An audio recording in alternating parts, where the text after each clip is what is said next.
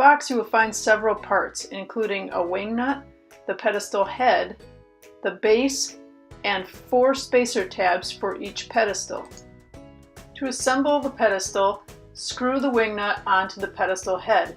Just like a jar, it should twist very easily. If it doesn't twist easily, your threads may be crooked.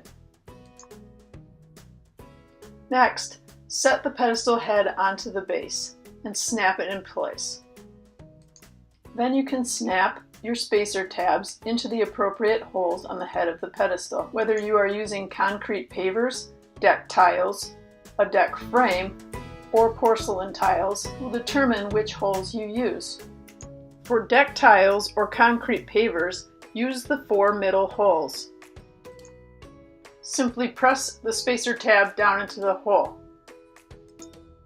You'll be able to twist the spacer tabs to whatever angle you need to.